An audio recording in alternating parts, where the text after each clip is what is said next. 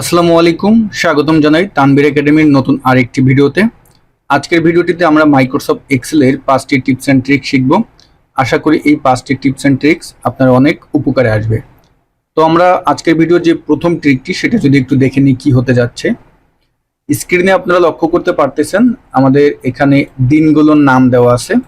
এখন বিভিন্ন সময় আছে যে এরকম দিনের নাম থাকা সত্ত্বেও আপনাকে দরকার হতে পারে যে পুরো বছরের যেই তারিখগুলো আছে সেগুলো এন্ট্রি করার। এখন আমরা যদি কোনো তারিখ এন্ট্রি করি সেটাকে কিন্তু ড্র্যাগ করলে হয় ডানে নামে নয় নিচে নামে, কিন্তু আমরা চাচ্ছি যে এই যে কলামগুলো আছে দিনের যে কলাম এই মোতাবেকই তারিখগুলো এন্ট্রি করবেন। সেক্ষেত্রে আপনি কিভাবে করবেন? এক্ষেত্রে আমরা একটা ফর্মুলা ব্যবহার করতে পারি যেটা মাইক্রোসফট এক্সেলের নতুন আপডেট হয়েছে। ফর্মুলাটির নাম হলো সিকোয়েন্স। আমরা এখানে যদি ইকুয়াল টু কে কল করি, ACQ কে যখন কল করলাম সিকোয়েন্স ফর্মুলা চলে এসেছে। ট্যাব বাটন প্রেস করে আমরা নিয়ে আসলাম রোজ। এখন আমরা এখানে কত তারিখ পর্যন্ত এন্ট্রি করব? যেহেতু আমরা জানি 52 সপ্তাহে কি হয় 1 বছর, সেহেতু আমরা এখানে 52 দিব এবং কমা দিলাম, তারপর কলামস। এখানে যেহেতু উপরে আমাদের 7 দিন আছে 7টা কলামস হবে এবং কমা দিয়ে তারপর স্টার্ট, অর্থাৎ কয় তারিখ থেকে এটা শুরু হবে এখন আমরা সেটা এখানে এন্ট্রি করব। তাহলে আমরা ডাবল কোটেশন দিব এবং 01 স্ল্যাশ দিয়ে আবার 01 মানে 1 তারিখ 1 মাস 2000। আমি যদি এখন এখানে 23 দিই, 2023 দিয়ে আবার ডাবল কোটেশন দিয়ে ব্র্যাকেট ক্লোজ দিয়ে যখন আমি ইন্টার দিব দেখতে পাবেন ম্যাজিক, আমরা এখানে সুন্দরভাবে আমাদের ডেটগুলো কিন্তু দেখে নিতে পারতেছি। ওকে, এটা ছিল আজকের ভিডিওর প্রথম ট্রিক। এখন দেখব আজকের ভিডিওর দ্বিতীয় ট্রিকটি। দ্বিতীয় ট্রিকটি হলো আমরা যদি এখানে একটু খেয়াল করি, দেখুন এখানে আমাদের ডিস্ট্রিক্ট নাম আছে এবং আমাদের প্রথম নামটা আছে ঢাকা এবং সর্বশেষ নাম আছে মিরপুর। দুঃখিত, আমি এখানে ডিস্ট্রিক্টের ভিতরে মিরপুরের নামটা এন্ট্রি করে ফেলেছি। আদৌ মিরপুর নামে কোনো ডিস্ট্রিক্ট নেই। আপনারা আবার এটাকে কেউ ধরে উল্টাপাল্টা কমেন্টস করে বসেন না, এজন্য আমি দুঃখিত। ওকে, এখন এই নামের নিচে আছে মিরপুর এবং উপরে আছে ঢাকা। যেহেতু আমাদের এভাবে ডাটাটা এন্ট্রি করা আছে, আপনাকে এখন আপনার বস বা আপনার এমন একটি কাজ আসলো যে নিচের যে নামটা আছে সেটা আনতে হবে উপরে, আর উপরের যে নামটা আছে সেটা আনতে হবে নিচে। এবং এখানে যেভাবে নামগুলো এন্ট্রি করা আছে ঠিক সেটাই মানে আমার নিচ থেকে শুরু হবে, নিচ থেকে শুরু হয়ে উপরে উঠবে। এবং পাশাপাশি এখানে যদি আমি কোনো নামের পরিবর্তনও করি, যেমন এখানে মিরপুর আছে, আমি যদি এখন এখানে লিখি যে সিটিজি যদি লিখি, তাহলে দেখুন উপরে মিরপুরের জায়গায় কিন্তু আমার সিটিজি হয়ে যাবে, মানে এটা ডাইনামিক হবে। এই বিষয়টা আমরা কিভাবে করব? অনেকেই আছে বলতে পারেন যে এটা হেল্পার কলাম নিয়ে 1 2 3 এভাবে টেনে দিয়ে তারপর শর্ট করলে হয়ে যাবে, কিন্তু এক্ষেত্রে কিন্তু আর ডাইনামিক হলো না। তা আমরা এই কাজটা কিভাবে করব? এক্ষেত্রে আমাদের একটি ফর্মুলা ব্যবহার করা লাগবে। ফর্মুলাটি হলো ইন্ডেক্স। আমরা এখন এই ঘরটিতে করতে যাচ্ছি, এখানে ইকুয়াল টু দিলাম এবং এখানে এসে আমরা লিখব ইন্ডেক্স, INDEX। ইন্ডেক্সকে কল করলাম এবং অ্যারে হবে যেই এরিয়া থেকে নামটা নিতে চাচ্ছেন লিস্টটা, তা এইটা হবে আমার অ্যারে। সম্পূর্ণ এই রেঞ্জটা সিলেক্ট করলাম। এই রেঞ্জটা সিলেক্ট করে আমরা ফাংশন কির F4 বাটন প্রেস করে লক করে দিলাম, কারণ আমরা যেহেতু নিচে নিচে ড্র্যাগ করব, এটা লক না করলে তখন কিন্তু রেফারেন্সগুলো ঠিক থাকবে না। এরপরে কমা দিব এবং এই রো নাম্বারের এখানে আমরা এখন রোজ ফর্মুলা ব্যবহার করব। দেখুন যখনই রোজ ফর্মুলা ব্যবহার করলাম এখানে আমাদের অ্যারে আসলো। এবারও আমাদের অ্যারের পার্টটা হবে এই পর্যন্ত সিলেক্ট করে নিলাম এবং এই অ্যারেটা সিলেক্ট করে আমরা যে কাজটি করব শুধুমাত্র এই যে B26 এটাকে লক করব। ইন্ডেক্স আমাদের কি দেয়? ইন্ডেক্স আমাদের যেই সেলে যেই টেক্সটটা থাকে সেটাই কিন্তু দেয়। সুতরাং রোজ ফর্মুলাটা আমাদের কি কাজে লাগে এটাও কিন্তু আপনারা জানেন হয়তোবা। তা এখন আমরা আবার ব্র্যাকেট ক্লোজ দিব, যেহেতু এখানে দুটি ফর্মুলা ব্যবহার করা হয়েছে। এবং আমরা যদি এখন এন্টার বাটন প্রেস করি আমাদের এখানে কিন্তু সিটিজি চলে আসলো। তারপরে যেটা করব যে এইভাবে ড্র্যাগ করে যদি নিচে নেমে নিয়ে আসি, তাহলে দেখুন আমাদের এখানে সুন্দরভাবে চলে আসলো। এবং পাশাপাশি আমি এই জায়গা মানিকগঞ্জ আছে, এখানে যদি এখন আমি লিখি যে পিরোজপুর, আমি এভাবে লিখলাম, দেখুন আমার যেখানে মানিকগঞ্জ ছিল এখানে কিন্তু এই যে পিরোজপুর উঠে গিয়েছে। তো এটা ছিল দ্বিতীয় নম্বর টিপস। তো আমরা এখন তৃতীয় নম্বর টিপসে চলে যাব। তৃতীয় নম্বর টিপসটি দেখার আগে আপনাদেরকে একটি অ্যানাউন্সমেন্ট দিচ্ছি। এই মাসের 4 তারিখে, অর্থাৎ আজকে হলো 1 তারিখ, মাঝখানে আর 2 দিন বাকি আছে, আমাদের Microsoft office basic to advance online live কোর্সের নতুন ব্যাচের ক্লাস শুরু হতে যাচ্ছে। যারা ভর্তি হতে চান ভিডিও ডেসক্রিপশন বক্সে আমাদের কোর্সের লিঙ্ক দেওয়া আছে। আসন সংখ্যা খুবই সীমিত, আর আমাদের এই কোর্স কিন্তু জুম অনলাইনে হয়ে থাকে। আমরা কোনো সরাসরি কোর্স করাই না, সব কোর্সই আমাদের অনলাইনে হয়ে থাকে।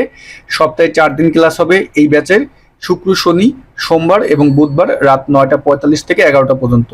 শুধু এক্সেল করলে 1500 টাকা কোর্স ফি, আর যদি এক্সেল ওয়ার্ড পাওয়ার পয়েন্ট 3টা একসাথে করেন তাহলে 2500 টাকা কোর্স ফি। দ্রুত রেজিস্ট্রেশন করে ফেলুন। স্ক্রিনে দেখানো নাম্বারটিতে ফোন দেন এবং কোর্স সম্পর্কে সকল তথ্য জেনে নেন। চলুন ভিডিওর টপিকে চলে যাই।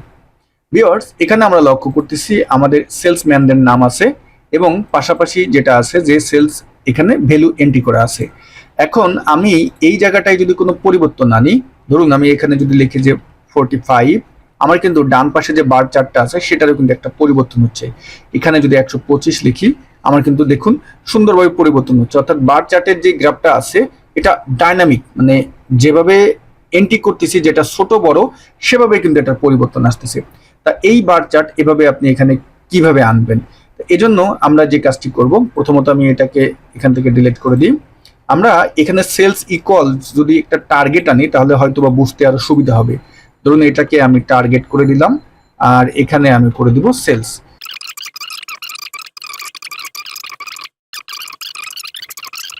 এখন কথা হলো যে কার কত পার্সেন্টেজ হলো সেটা এখন এখানে আপনি বার চার্ট হিসেবে দেখাতে চাচ্ছেন। তাহলে এটা আমরা এখন কিভাবে আনবো? প্রথমত আমি এই বার চার্টের এই প্রথম এই সেলটাতে আসলাম, ইকুয়াল টু দিয়ে এই রেফারেন্সটাকে কল করলাম। আমরা এখন ড্র্যাগ করে নিচে নামিয়ে নিয়ে আসি, তাহলে আমাদের এটা চলে আসলো। আচ্ছা, এখানে আমাদের র্যান বুইটিন ফর্মুলাটা ব্যবহার করা আছে, এই জন্য বারবার এটা পরিবর্তন আসতেছে ভ্যালুটা। ওকে, ডান।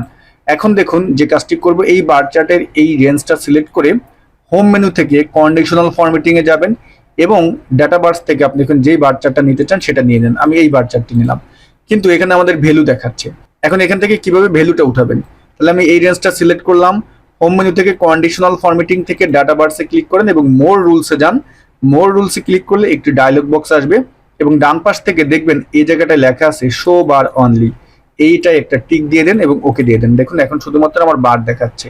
ওকে, আমি এখন এখানে যদি টার্গেটের জায়গায় যদি কাউকে আমি 100 করে দিই, দেখুন আমার অটোমেটিক পরিবর্তন হবে। এখানে যদি আমি 50 করে দিই, এখানে যদি 75 করে দিই, এখানে 125 করে দিই, আমার সব কিন্তু অটো পরিবর্তন হচ্ছে। তো এটা ছিল আজকের ভিডিওর টিপস নাম্বার 3। এখন দেখবো টিপস নাম্বার 4। বিভিন্ন সময় খেয়াল করবেন আমরা কি করি, যে ইনভয়েস বা বিভিন্ন ধরনের ডাটা আমরা এন্ট্রি করে থাকি, হঠাৎ করে আপনি খেয়াল করলেন এখানে আমার ক্লন লাগবে। তা এই যে ক্লনটা আছে বা আপনি এক ধরনের সিম্বল এখানে ব্যবহার করতে চাচ্ছেন, যেমন আমরা স্বাভাবিকভাবে কি করি, নেমের পরে এখানে এসে আমরা ক্লন দিই, এভাবে দিই, তারপর মোবাইল নাম্বারে এখানে এসে ক্লন দেন, এভাবে আমরা দিই। কিন্তু এখানে যদি আপনার অলরেডি এন্ট্রি হয়ে থাকে, পাশাপাশি এন্ট্রি তো করলেন কিন্তু আপনার ক্লনটা দিবেন হলো এই বরাবর, মানে এটা সামনে একদম সামনে এসে যাবে। তা আমরা অনেকে এইটা কিভাবে ব্যবহার করে থাকি আমি একটু ডিটেলস এক্সপ্লেন করতেছি, কারণ যারা যে ব্যবহারটা করে এটা জানলে আপনি আরো ক্লিয়ার হবেন যে আসলে এটা কেন ব্যবহার করবেন। দেখুন অনেকে আছে আমরা এখানে কি করি, একটা কলাম ইনসার্ট করি, তারপরে এখানে এসে আমরা ক্লন দিই, এভাবে হয়তো বা অনেকেই ব্যবহার করেন। কিন্তু এটা হলো কি একটা লঙ্গার মেথড, আর এটা কিন্তু স্মার্ট পিপলদের কাজ না। এভাবে আমরা হয়তো অনেকে করি, কিন্তু আপনি আজকে থেকে যেভাবে করবেন, দেখুন আমি যেখানে এটা ব্যবহার করতে চাচ্ছি আমি সেই রেঞ্জটা সিলেক্ট করলাম, করে হোম মেনু থেকে নাম্বার গ্রুপে গিয়ে এই যে অ্যারো আছে অ্যারোতে ক্লিক দিলাম এবং ফরম্যাট সেলে ডায়লগ বক্স চলে আসলো। এটা আপনি রাইট বাটন ক্লিক করে নিয়ে আসতে পারেন, আর একটা শর্টকাট আছে কন্ট্রোল অন বাটন প্রেস করলেও আপনার এই ফরম্যাট সেলে ডায়লগ বক্স চলে আসবে। আমরা এখন কাস্টমে যাব, তো এখান থেকে এখন আমরা এই যে টাইপ লেখা আছে এই জায়গাটা যাবেন, এখান থেকে এই জেনারেলটা উঠিয়ে দিবেন। হ্যাঁ, আমরা এখানে গেলাম, এটা সিলেক্ট করে জেনারেলটা উঠিয়ে দিলাম, তারপরে @কে কল করব এবং আমরা এখানে আবার স্টারকে কল করব। স্টারকে কল করে স্পেস দিয়ে যে কাজটি করবেন ডাবল কোটেশন এটাকে কল করবেন এবং এখন স্পেস দিয়ে ক্লন দিবেন, আবার ডাবল কোটেশনকে কল করবেন। কল করে এখন আমরা যদি ওকে দিই তাহলে দেখতে পারতেছেন এখানে কিন্তু আমাদের কি হলো, চলে আসলো সুন্দরভাবে। এবার এটাকে যদি নিচে নিচেও ব্যবহার করতে চান তাহলে আমরা যেটা করতে পারি যে এইখানে যে কোনো একটা সেলকে সিলেক্ট করেন, ফরম্যাট পেইন্টারে ক্লিক দেন, ক্লিক দিয়ে এই পর্যন্ত এনে ছেড়ে দেন। ছেড়ে দেওয়ার ফলে যেটা হলো যে আমার এই ফরম্যাটটা হয়ে গেল। এখন এখানে যদি আমি কোনো কিছু লিখি, যেমন আমি যদি এখন এখানে লিখি যে রেজিগনেশন, আমি যদি এখন লিখি, দেখুন আমার অটোমেটিক কিন্তু ক্লোনটা হয়ে গেল। তো এই ট্রিকটা আমরা অনেকেই জানি না, আশা করি এই ট্রিকটা আপনাদের অনেক উপকারে আসবে। এখন দেখবো আজকের ভিডিওর শেষ টিপসটি হলো, আমি যদি এখানে আসি, দেখুন বিভিন্ন সময় আছে আমরা এই রিলেটেড ডাটা পেয়ে থাকি, যেমন এখানে সেলস, মার্কেটিং, এইচআর, অ্যাকাউন্টস এটা আছে এবং আমাদের তাদের এমপ্লয়ি আইডিটা এভাবে এন্ট্রি করা আছে, মানে একটা সেলের ভিতরে আছে। তা আপনাকে আপনার বস বললো যে তুমি এভাবে তো ডাটাটা পেয়েছো, বাট আমাকে এখন এটা এমনভাবে শো করাতে হবে, সেটা হলো ডান পাশে যদি আমরা একটু তাকাই, এই জায়গাটা দেখুন সেলস এবং এমপ্লয়ি আইডিটা দুটো কলামে আছে, মানে ডিপার্টমেন্টের এমপ্লয়ি আইডি এভাবে 2 কলামে আছে, কিন্তু সবগুলো পার্টিকুলার ভাবে আছে। তা এটা কিভাবে এসেছে? এটা এসেছে কিন্তু এই ডাটা ফাইল থেকে। তারপরে আপনার বস আরো বললো যে তোমার এইখানে যদি কোনো আইডি আবার এন্ট্রি হয় সেটা যেন এই টেবিলে অটোমেটিক এন্ট্রি হয়ে যায়। তো এই কাজটা আপনি কিভাবে করবেন, এটা আমরা মাইক্রোসফট এক্সেলে খুব সহজেই করতে পারবো। তো এই জন্য আমি এই দুটা কলাম আগে ডিলিট করে দিই। এখন যে কাজটি করব, প্রথমে এই টেবিলটা সিলেক্ট করবেন যেখানে আপনি ডাটাটি এন্ট্রি করেছেন, প্রথম যে ডাটাটা সেটা এন্ট্রি করেছেন সেটা সিলেক্ট করে কিবোর্ড থেকে কন্ট্রোল টি বাটন প্রেস করে আমরা যে কাজটি করব এটাকে টেবিল ফরম্যাটে নিয়ে আসবো। তারপর আমরা মাই টেবিল অ্যাজ হেডার এটা টিক রেখে ওকে দিব। এরপরে যে কাজটি করব, এখান থেকে চলে যাব আমরা ডেটা মেনুতে। তারপরে এই জায়গাটায় দেখবেন ফরম্যাট টেবিল রেঞ্জ, এই যে লেখাটা আছে এই টুলটার উপর আমরা ক্লিক দিব। আমাদের যেটা করবে যে পাওয়ার কোয়ারির যেই ইন্টারফেসটা আছে সেখানে আমাদের নিয়ে যাবে। কোনো একটা ওয়ার্নিং আসলে সেখানে আপনি ওকে দিয়ে দিবেন। এভাবে আসার পরে ডান পাশে দেখবেন এখানে লেখা আছে এই যে চেঞ্জ টাইপ, এটার এই টিকটা একটা ক্লিক দিবেন এবং আমরা চলে যাব এখান থেকে ট্রান্সফর্ম মেনুতে এবং এই জায়গাটায় আমরা এমপ্লয় আইডি এই কলামটা সিলেক্ট করবেন। এটাকে সিলেক্ট করলাম, করে তারপর আমরা এই যে সিলেক্ট কলামে যাব, বাই ডেলিমিটারে যাব। বাই ডেলিমিটার থেকে আমরা আমাদের আইডিটা কিন্তু কমা কমা ভিত্তিক আছে, তো আমরা এখান থেকে কমাকে সিলেক্ট করে নিব এবং এই যে অ্যাডভান্স অপশন আছে এখান থেকে করে দিবেন রোস, তারপরে আমরা করে দেব ওকে। দেখুন আমাদের নিচে নিচে চলে আসলো। তারপরে আবার আমরা হোম মেনুতে যাব এবং ক্লোজ লোড থেকে ক্লোজ অ্যান্ড লোড টু করে দিব। আর এখান থেকে এক্সিস্টিং ওয়ার্কশিট থেকে আমরা এই জায়গাটা ধরেন এটাকে ওকে দিলাম, সিলেক্ট করে ওকে দিয়ে দিলাম, তাহলে আমাদের ডাটাটা এখানে চলে আসলো।